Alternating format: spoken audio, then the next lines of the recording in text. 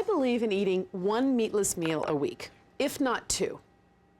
And for my family, my meat-eating family, that can be a tough proposition. That's why I have to really work hard to make meals that are just as satisfying. Stick with me here and follow, even if you're a little weary about mushrooms, how you could try this yourself so that it tastes really, really amazing, and it's a little different way to prepare it. So what you need to do is you need to take your Portobello, which can be giant like this, and just pull off the stem.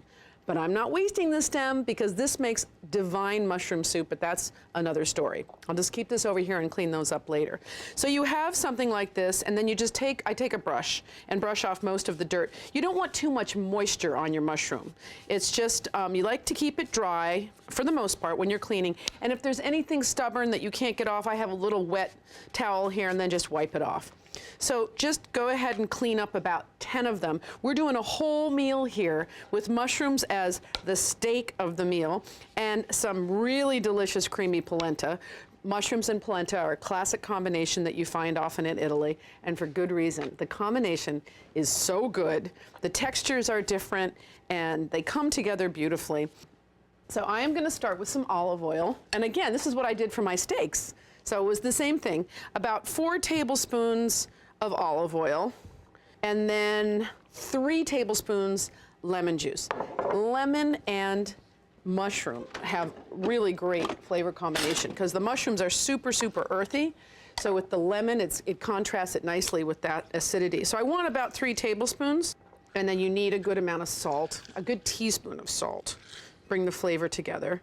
And then one of the nice things about this entire meal is that I'm using thyme as my herb in different ways. And the nice thing about that is, you know, you buy a bunch of fresh herbs, and a lot of the time, the rest of the herbs just sit in your fridge, and you don't really know what to do with it, or you don't think about using it. So this way, we have lots of things to do with our thyme, and fresh ground black pepper, and that's about it, just to get going. And I like to whisk it together. And you can see, rather than doing it in a bowl, I'm doing it right here in the pan that I'm marinating in, because why have extra dishes if you don't have to? And then I'm going to put these mushrooms in, and I'll put them down so that the top of the mushroom is down. And if you get a little crowded in here, that's no big deal, because I'll go in and just flip them over a couple times. It's like French toast. You have to put the bottom one on the top sometimes, and that's what's going on here. So I'll just leave these over here, but I have one last thing, which is my fresh thyme, and I just sneak it in there.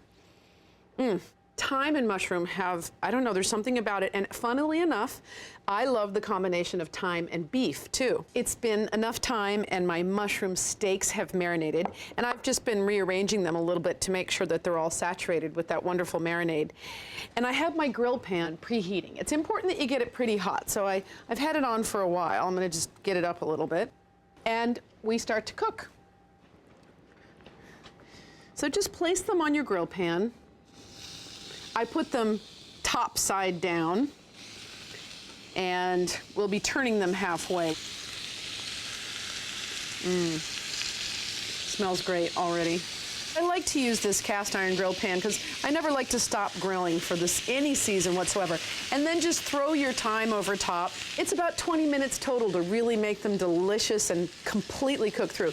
All right, so what I would do at this point is just get them off the grill. You can see that they've considerably reduced in size. All the inside is moist and cooked through. And then I'll just stick all these mushrooms on a big platter. The underside's cooked beautifully, just to show there what it looks like. And keep the thyme. I just always keep those thyme sprigs around. They just travel with a little flavor. And of course, somebody can pick them off before they eat. Portobello mushroom steaks. I think they look pretty exciting, and definitely a place to start in, thinking that maybe you might want to have a vegetarian meal with mushroom steaks at your center.